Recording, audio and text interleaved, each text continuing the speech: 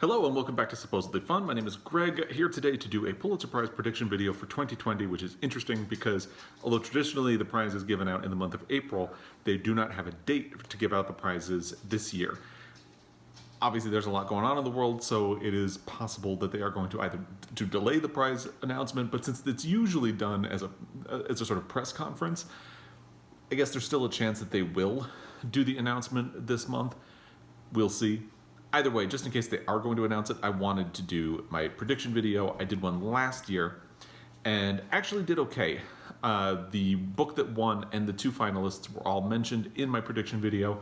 The book that I predicted ended up being one of the finalists. Now, predicting the Pulitzer Prize is really dicey. It's very difficult to do because unlike most major literary awards, there's no long list, there's no short list, you don't know any of the finalists in advance. The finalists are announced at the same time that the winner is announced, so there's really no build-up to the announcement, unlike a lot of the others, which kind of makes it unique, but it makes it very difficult to tell if they're going to be leaning in an odd or unexpected direction, say the year that Tinkers by Paul Harding won, or Less by Andrew Sean Greer. And there are really no big predictors of the Pulitzer Prize. You can't really, like the New York Times the top 10 books of the year, it's not a very good predictor or indicator. The National Book Award is a historically terrible predictor of the Pulitzer Prizes. What I have found from doing some research is that the best indicator of whether or not something is likely to win the Pulitzer Prize is whether or not it is an ALA notable book of the year. But even that is a list of books and not one particular title. So basically you have to look at the best way to do this is to look at the ALA notable books and pick out the ones that are ineligible for the prize. Say for instance, Lanny by Max Porter was an ALA notable book. It's not going to win because it's the Pulitzer Prize is specifically for an American author dealing with American themes. It also means Girl, Woman, Other by Bernardine Evaristo. Not eligible. I have seen online that The Lost Children Archive by Valeria Luiselli is not eligible for the Pulitzer. I have not confirmed this. I can't, obviously, it's not like there's an article online somewhere that confirms whether or not something is eligible for a Pulitzer, so I have not been able to verify this. But I'm going to do this prediction video with the assumption that Lost Children Archive is not eligible. If it does end up winning, I'm going to be really mad at the people online who said that it was not. Because it'd be hateful, basically. So let's get to some of these predictions. Like I said, not everything I didn't go with everything that's on the ALA notable list. I kind of picked and chose from there. But I am going to start with one of the ALA notable books, and that is On Earth We're Briefly Gorgeous by Ocean Vuong. Now, given the odd reaction leading up to the release of this book and immediately following its release, it feels like this should have been a shoo-in for the award all year long, but despite the lushness of Vuong's debut novel, he previously published a book of poetry. There have been a lot of detractors online. I've seen a lot of people really love this book, and I've seen a lot of people passionately hate this book. And most damning of all, it has not really shown up in it has shown up on some best of lists, but it hasn't really shown up at any of the major awards. It hasn't gotten into a lot of the key top best of lists, and while there are not really any indicators that you can rely on, it doesn't seem good, and it feels like this is a book that a lot of people love, but hasn't gotten a lot of recognition. Pulitzer could be the one that finally comes through for it, but it's difficult to know which way the wind is blowing on this title. Like maybe the love it people will win out, maybe the hate it people will win out. If the Pulitzer jury loves this book, it probably has a really good shot. But if they fall in the camp of thinking it's a little bit too flowery, it could fall flat. By the way, so if you're unfamiliar with the way the Pulitzer works, there is a jury elected to select the finalists. They recommend a winner, but it is the board that actually selects the winner. And that is why there is sometimes really odd results, and sometimes there is not a winner, because sometimes they'll recommend a book that the board doesn't want to give the award to, and you end up without a winner. So anyway, that's just an aside about how the Pulitzer Prize works. So the first book I'm going to predict is On Earth We're Briefly Gorgeous. I'll get to my main prediction at the end. The next one is Fleishman is in Trouble by Taffy, Brodesser-Akner. I have not read On Earth We're Briefly Gorgeous, and I have not read Fleishman is in Trouble either. It's interesting for this because I have been extremely resistant to the idea of reading this book because it has always been presented and marketed as a book about a man who can't get his life together. I am really over those stories. But what's been interesting is that recently it has started coming out, and a lot of people have been saying, well, actually, this book is narrated by a female character, and the ending subverts that idea of a book being about this kind of classic, cliched story about a man who can't get his life together. It really subverts it.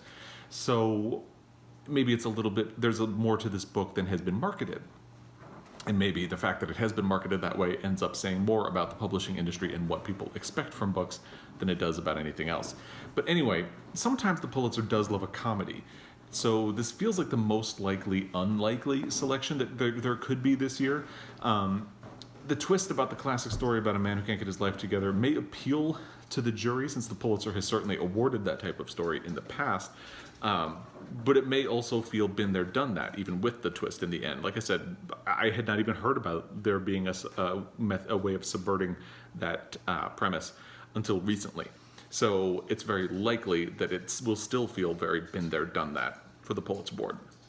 And significantly, this title missed the ALA notable list, but it did show up on several other best ofs and awards lists. It does feel like it could be something that the Pulitzer board would choose. Will they? I don't know. We'll find out. And the next is Everything Inside by Edwidge Danticat. I'm assuming that this is eligible. Edwidge Danticat has never really been in the conversation before. She's never been a finalist, but I feel like she's spent a lot of time building up a lot of street cred with audiences and with critics. So she feels like she's on the cusp of larger recognition and awards recognition. I'm assuming that she's eligible. I don't know that she is for sure, because again, like I said, you can't really Google whether or not somebody is eligible for the Pulitzer Prize. You just kind of have to go with it. But so this is a searingly emotional collection of short stories that explores the complexities of the Haitian diaspora. Now, obviously, the Haitian diaspora is not technically an American theme or an American topic, but the Pulitzer board has definitely skirted that end, that line of its mission statement several times. Obviously, The Orphan Master's Son is about North Korea, but it won the Pulitzer Prize. So it's possible to do it, to get around that part. And most significantly, Everything Inside was on the ALA notable list. And like I said, I think it's really only a matter of time before Edwidge Danticat really breaks out and gets larger recognition in the mainstream literary community. She's already basically there, but she hasn't gotten any big awards yet, and I think it's probably about time. Then there is Topeka School by Ben Lerner. This is also an ALA notable book, and it was a New York Times Best Book of the Year, but as I've said, that's not a super reliable indicator. This is a stylistically complex novel that opens in, I think, 1990s Kansas. I haven't read it, and it delves into themes that include relationships, like aggression, masculinity, maybe toxic masculinity. The blurb on Goodreads even calls this a tale of adolescence, transgression, and the conditions that have given rise to the trolls and tyrants of the new right. That makes this an extremely timely political choice, and Lerner has earned street cred with previous works like Leaving the Atocha Station. So, and I think the Pulitzer board really likes, it can sometimes award a debut author, but it really likes an author who has had a previously critically acclaimed novel, and then they get recognition for their follow-up. That seems like a narrative that happens fairly frequently. We could look at Jeffrey Eugenides with winning the Pulitzer for Middlesex after he wrote The Virgin Suicides. That could be the narrative that Ben Lerner would follow, assuming he may win. And then you have Trust Exercise by Susan Choi. Now, the National Book Award, again, is not a great indicator for the Pulitzer, so take the fact that this won the National Book Award for fiction with a grain of salt. More in its favor is that it has been a constant presence on best of lists and other awards for the year, including the ALA, which named it a notable book.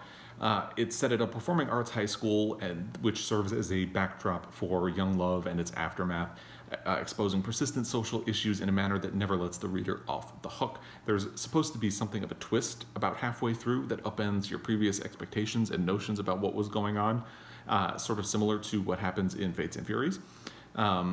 Response seems to be divided among people who love that or hate it. If you don't respond to the twist, you hate the book, but if you enjoy that twist, you really end up liking it. So if the jury likes it, that may be all you need to secure Trust Exercise by Susan Choi a win. She is a previous Pulitzer Prize finalist. Last year, Richard Powers won a Pulitzer for The Overstory. He was a previous finalist, so that is another thing that could be a good path. Susan Choi could be in really good position to claim a Pulitzer this time around. And then there's Disappearing Earth by Julia Phillips. Now, like Topeka School, Disappearing Earth is an ALA notable book and one of the New York Times best books of the year. Unlike Topeka School, Disappearing Earth may be more accessible for larger audiences. They may have an easier time getting into it. But this book is set on a Russian peninsula. It is not actually in the United States. That may be a mark against it because, as I said, the Pulitzer deals with American themes, or is supposed to. They bend that rule all the time. So that doesn't mean Disappearing Earth can't get in there. Like I said with Edwidge Danticat, they've bent that rule a fair amount of times. My classic example is The Orphan Master's Son, because that book doesn't really deal with American themes, but it did win a Pulitzer. So I think there's still a chance for Disappearing Earth, especially if you consider this part of its blurb. In a story as propulsive as it is emotionally engaging, and through a young writer's virtuosic feat of empathy and imagination, this powerful novel provides a new understanding of the intricate bonds of family and community in a Russia unlike any we have seen before. Now, Russia is obviously all over the news today, so there could be an angle that ends up working in its favor. North Korea was, and still is, in the news a fair amount, and that worked in Adam Johnson's favor, so we shall just have to wait and see. And then there's Sabrina and Corina by Fajardo-Anstine. Now let's go to the blurb for this and marvel at how it checks a lot of boxes for the Pulitzer Prize. A haunting debut short story collection on friendship, mothers, and daughters, and the deep-rooted truths of our homelands, centered on Latinas of indigenous ancestry, that shines a light on the American West.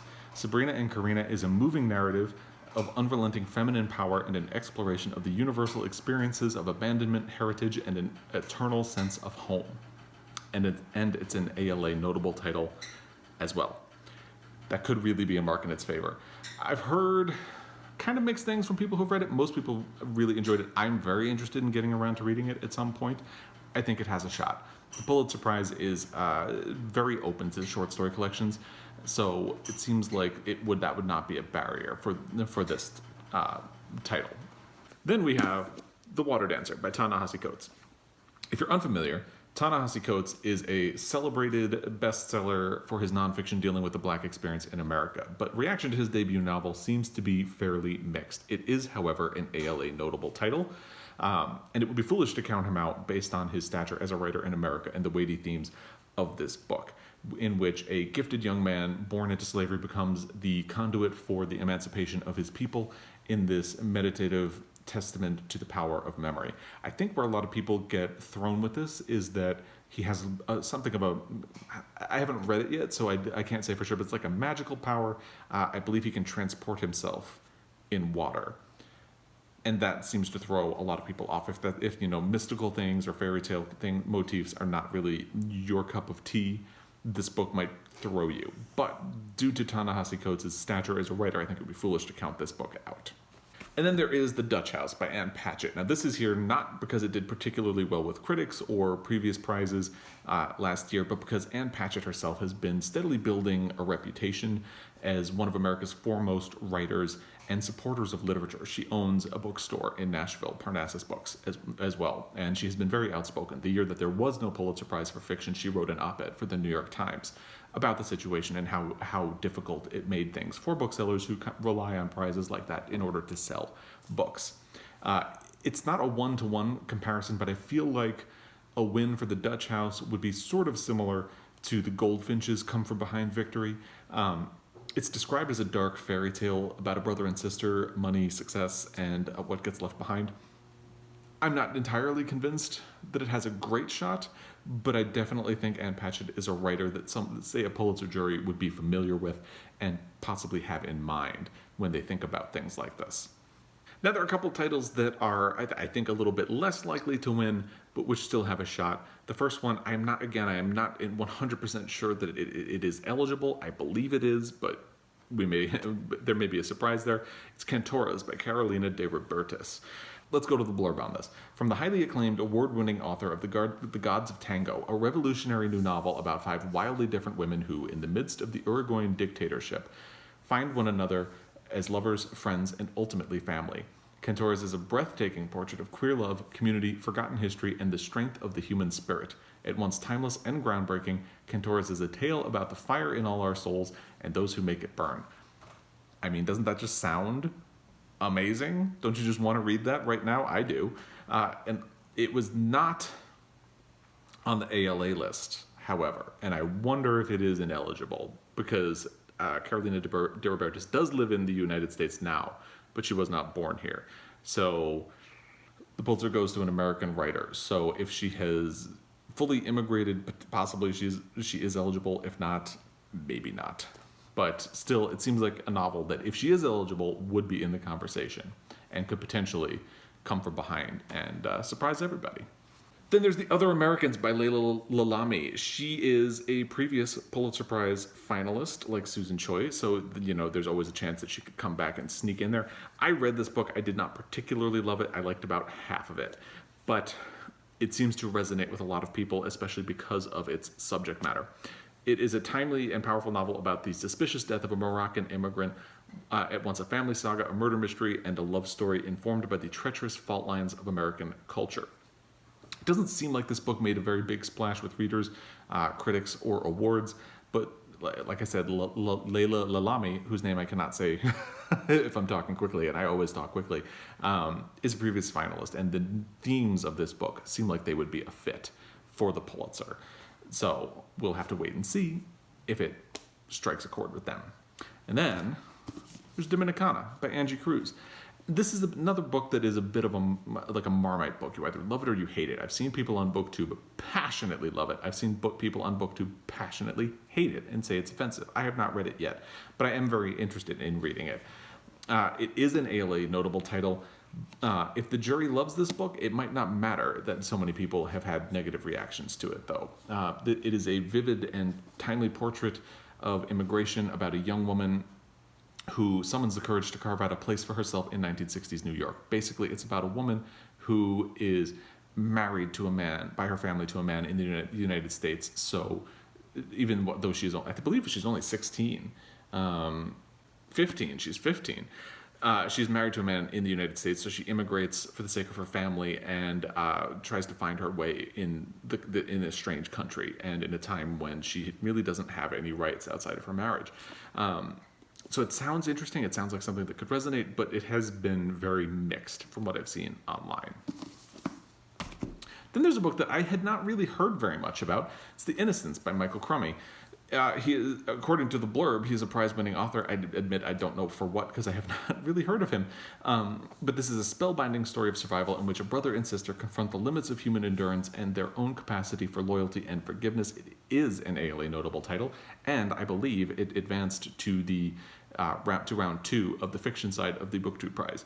And it may be a book worth seeking out. This feels like a title that may have flown under the radar for a lot of people, but has potential to really be loved and strike it big.